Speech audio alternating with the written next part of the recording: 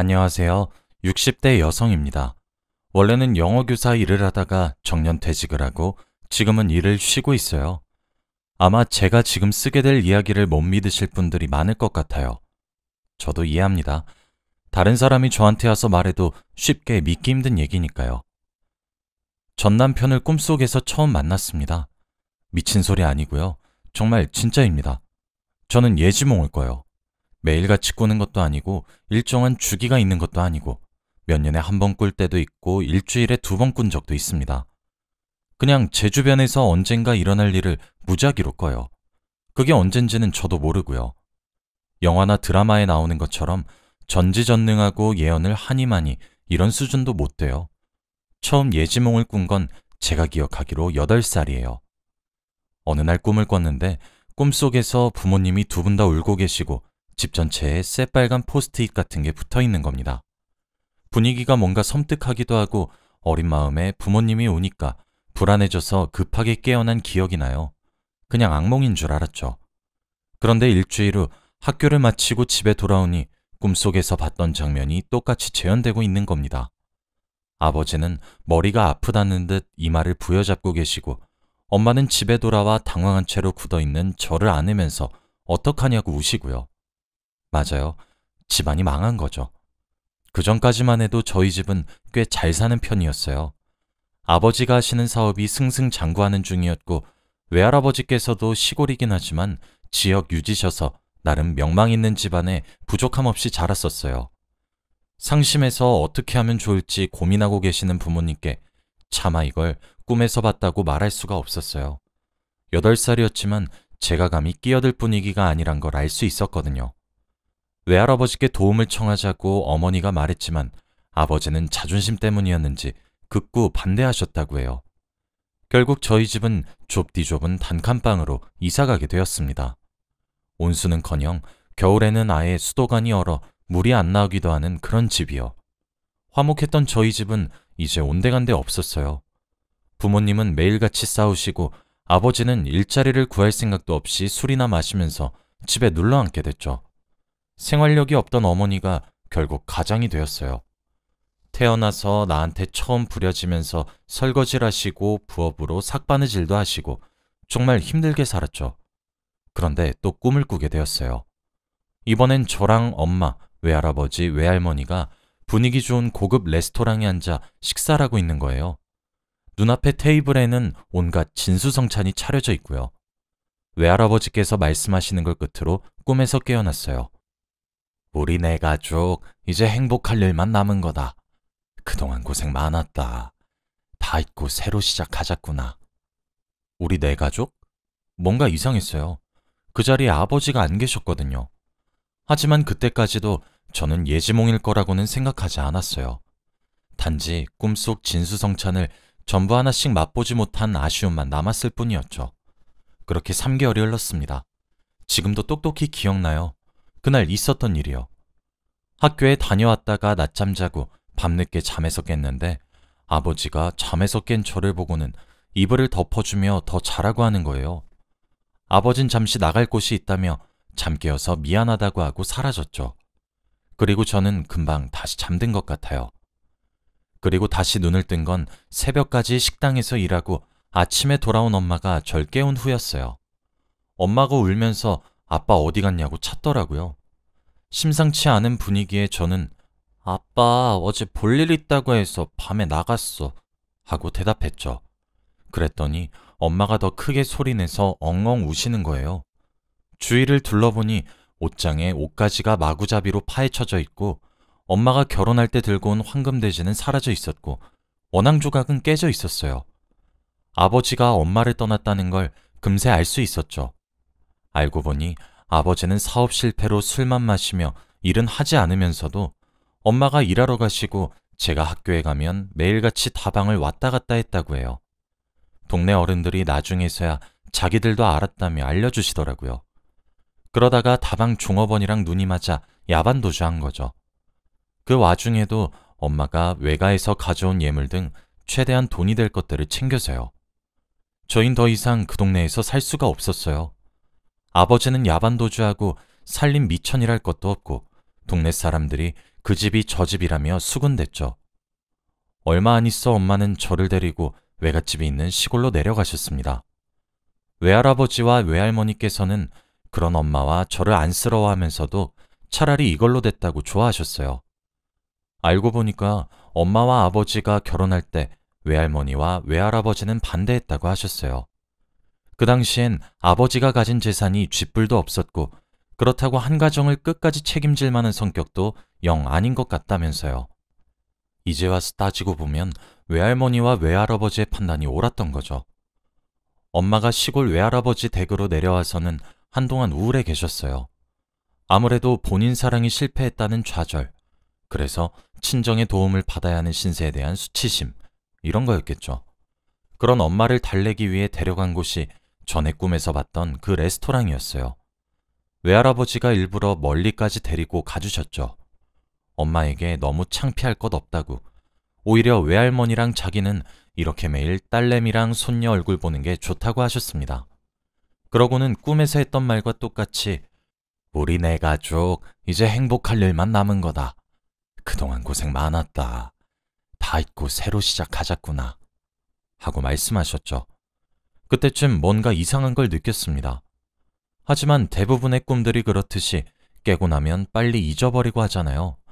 아무리 기억을 되짚어도 뭔가 흐릿한 기억만 남아있어서 별 수 없이 다시 아무 일 없었다는 듯 저는 일상으로 돌아왔습니다. 시골로 오면서 학교도 전학 가게 된 저는 그닥 친구가 많지 않았어요. 아직 어린 나이에 겪지 않았으면 좋았을 일들은 수차례 겪고 나니까 저도 이게 철이 든 건지 아니면 상처를 입었던 건지 사람이 냉소적으로 변하더라고요. 당연히 차가운 성격이 같은 초등학생인 아이들 사이에서 인기가 많을 리도 없고 서울에서 왔다더니 싸가지가 없다는 식으로 뒤에서 뒷담화도 여러 번 들었습니다. 학교에선 친구도 없고 나름대로 서울에서 잘 나가는 아버지 아래에서 풍족하게 살다가 시골에 내려와서 살게 되니 불만스러운 점이 한두 가지가 아니었어요. 아무리 외할아버지가 시골에선 잘 사시고 동네에서 존경받는다 하더라도 어쩔 수 없는 것들도 있기 마련이었죠. 아무튼 도시에 비해 놀만한 것도 별로 없고 벌레도 너무 많아 바깥에 잘 나가지 않았어요. 대신 자연스럽게 앉아서 책을 읽는다거나 공부를 더 자주 하게 됐죠. 성적이야 당연히 좋아졌고 선생님도 공개적으로 몇 번이나 칭찬하시니 학교에서 절 마음에 안 들어하는 애들은 더 많아졌어요. 그래도 한 가지 약점이라면 저는 영어를 못했어요. 처음 영어를 배울 학년이 됐을 쯤 집안 사정이 안 좋았던 탓인지 그때는 공부에 집중하기 힘들었거든요. 그렇게 기초를 탄탄히 다질 시기를 놓치니까 그 뒤로는 손을 대보려고 해도 머리에 잘 안 들어오고 그렇다 보니까 과목 자체가 지루하고 재미없으니까 더더 하기 싫어지고 이런 악순환의 반복이었어요. 하루는 꿈을 꿨는데 꿈속에서 제가 교탁 앞에 서서 학생들을 가르치고 있는 거예요. 그것도 영어 과목을요. 분필을 잡은 손으로 저는 알지도 못했을 영어 문장들을 쓰면서 해석하는데 일어나서는 이게 무슨 개꿈이야 싶었죠. 다른 과목 성적은 좋은데 영어만 못하니 그 걱정 때문에 그런 꿈을 꾸게 된 건가. 꿈은 반대라더니 맞는 말이네 하며 속으로 혼자 웃었습니다. 그게 나중에 제가 영어 교사가 될 거라고 알려준 예지몽인 줄도 모르고요. 시간이 조금 더 지나 저는 고등학생이 되었어요. 그동안 예지몽을 꾸는 일이 드물어지기도 했고 중학교 때 데자뷰라는 현상에 대해 배웠어서 어라? 나 이 장면 꿈에서 본 것 같은데? 싶었던 건 전부 데자뷰라고 생각하고 말았어요. 그러다가 어쩌면 제 인생에서 가장 중요하고도 할 수 있는 예지몽을 하나 꾸게 됩니다. 꿈속에서 저는 횡단보도 앞에 서 있었어요. 신호등을 기다리는 것 같았죠. 바로 옆에는 남색 정장을 입은 어떤 남자가 서 있었고 주변에도 저처럼 신호등이 바뀌길 기다리는 사람들이 여러 서 있었죠. 제 옆에 그 남자는 깔끔하고 선한 인상이었어요. 입가에는 미소를 띤 채로 맞은편 공원을 보고 있었죠. 어쩐지 꿈인데도 눈을 뗄 수 없을 만큼 계속 쳐다보게 됐어요. 그러다가 신호등이 초록불로 바뀌고 남자가 앞서 걸어나가는 걸 보고 저도 뒤늦게 따라가려는데 그 순간 옆에서 돌진해오는 트럭에 남자가 치인 거예요. 꿈인데도 너무 놀라 연기가 피어오르는 사고 현장을 멍하니 지켜보는 걸 끝으로 꿈에서 깨어났어요. 꿈속이었는데도 그 교통사고가 너무 생생하고 충격적이어서 식은땀을 잔뜩 흘린 채로 깨어났죠. 깨어났는데도 사고당한 그 남자의 얼굴이 떠나질 않았어요. 제가 사고를 낸 것도 아니고 그 남자를 밀친 것도 아니고 가만 생각해보면 그냥 꿈에서 일어난 일이고 현실도 아닌데 왜 그런 마음을 갖게 되는지 스스로가 이해되질 않았습니다. 한동안은 그 꿈만 생각하면 괜히 울적해지고 수업에 집중을 못할 정도로 싱숭생숭하고 그랬네요. 그래도 시간이 지나서는 입시 때문에 그 꿈도 서서히 잊혀져 갔지만요. 고등학교에 가서도 나름 공부를 좀 했던 저는 나름 욕심이랑 자신감이 있었어요. 그래서 다 제 성적보다 조금씩 높은 곳에 입시원서를 넣었죠. 학교 이름에 욕심을 부리면서 나름 가능성 있는 곳에 지원하게 되다 보니 원하는 학과는 포기해야 했어요. 그러다 보니 영어 교육과에도 지원하게 됐죠. 뭐 원서를 한 장만 넣은 것도 아니고 딱 하나만 합격할 것 같지도 않아서 저는 여유를 가지고 생각했어요. 저건 그냥 보험이고 다른 학교나 다른 학과 넣은 거 붙으면 거기로 가도 되니까 하고요. 그런데 막상 입시 결과를 보니 영어 교육과에 지원한 것 말고는 전부 떨어졌더라고요. 무슨 이런 경우가 다 있나 싶었지만 입시를 한 번 더 준비하기도 싫었던 저는 결국 영어 교육과에 들어갔어요. 학창시절 그렇게 싫어하던 영어를 결국 전공으로 잡게 되기까지 한 거죠. 대학교에 진학해서는 영어가 싫었지만 그래도 열심히 하긴 했어요. 그냥 대학까지 와버린 거 내가 할 수 있는 일에나 집중하자 이런 마음가짐이었죠. 그렇게 살다 보니 저는 어느새 영어교사로 일하고 있더라고요. 그때가 제 나이 26살이었습니다. 대학을 다니게 되면서 저는 시골 외할아버지 집을 떠나 다른 지역에서 혼자 살고 있었어요. 엄마는 제가 대학을 졸업하고 시골에 다시 돌아와서 선생 일을 하길 바라는 눈치였는데 글쎄요. 시골에 살았을 때 특별히 좋았던 기억이 없기도 하고 학교도 훨씬 많은 도시에서 일하는 게 나을 것 같았어요. 그래서 직장도 도시에서 구하게 되었죠. 하루는 걸어서 학교까지 출근하는 길이었어요.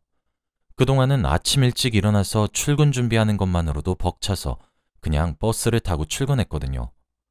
그런데 그날따라 일찍 일어나기도 했고 요즘 너무 운동을 못했다 싶어 좀 걷기도 할 겸 새로운 길로 걸어가서 학교까지 가고 있었죠. 그러다가 학교 근처 횡단보도에서 신호를 기다리고 있었는데 제 옆에 어떤 남자가 다가와 서는 거예요. 아무 생각 없이 얼굴을 보다가 정말 소리를 지를 뻔했습니다. 그 남자였어요. 제가 고등학생 때 꾼 꿈속에서 교통사고를 당해 죽은 그 남자요. 똑같은 인상, 똑같은 표정, 똑같은 남색 정장. 바쁘게 살면서 잠시 까먹고 있었다지만 다시 보자마자 바로 떠올랐어요.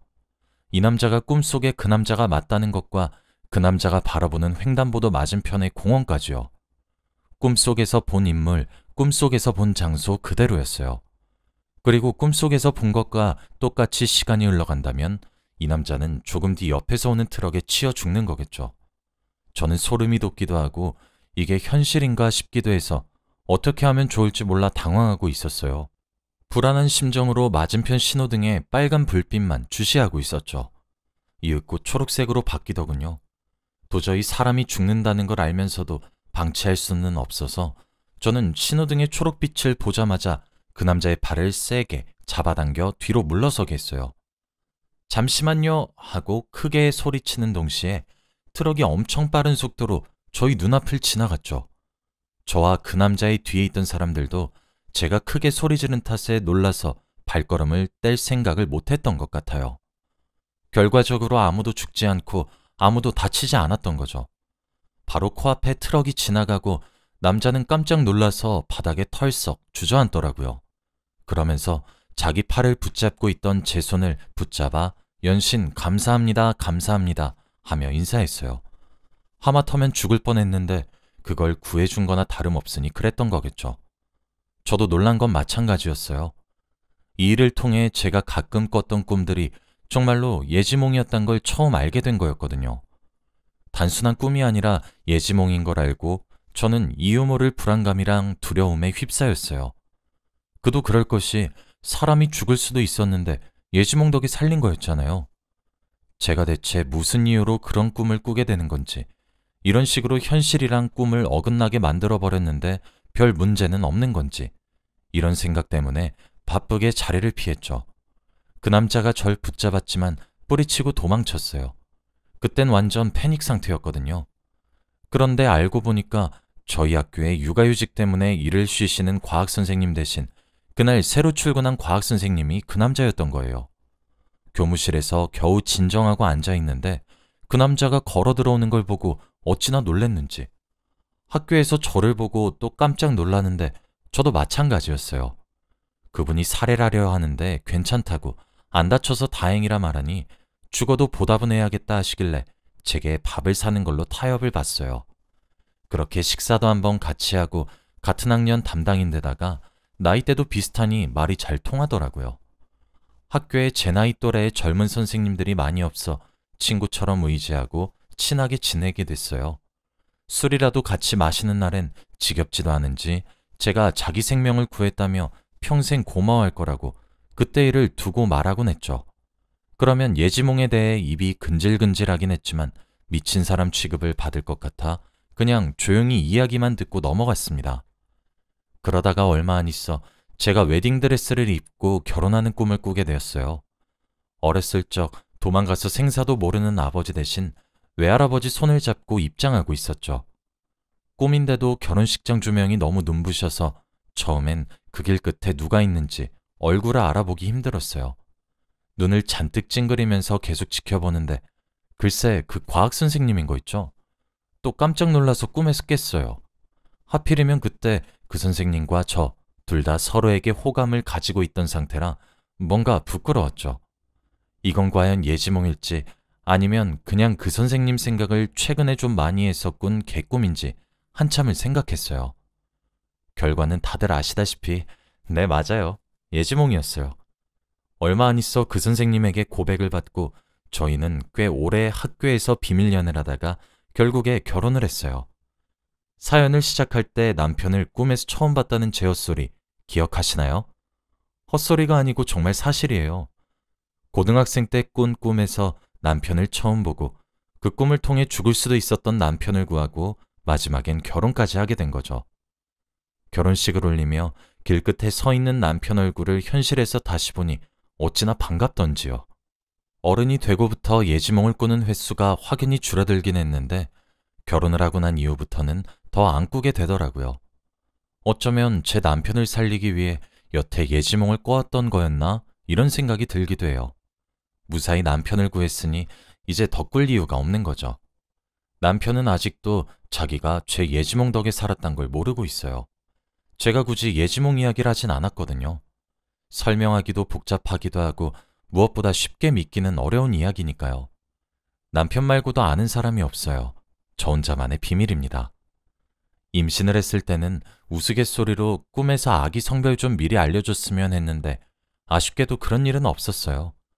낳고 보니 아들이었는데 이제는 그 아들이 장가를 가서 내년 봄에는 하나이의 아빠가 되네요. 지금 며느리 뱃속에 있는 손주가 딸일지 아들일지를 두고 남편과 아들이 내기하고 있는데 저는 입 다물어야겠어요. 어제 며느리와 아들이 한 여자아이의 손을 각각 잡고 저희 집을 찾아오는 꿈을 꿨거든요. 아마 이게 제 마지막 예지몽이 아닐까 생각해요. 과학적 근거는 없지만 그냥 제 느낌이 그렇게 말하고 있습니다. 예지몽이란 것 자체가 과학적인 거랑 거리가 멀잖아요. 여전히 믿기 힘든 이야기인가요? 아무리 미래가 정해져 있다고 해도 하루하루 최선을 다해 사는 게 중요한 것 다들 아시죠? 제 이야기를 끝까지 들어주셔서 감사합니다.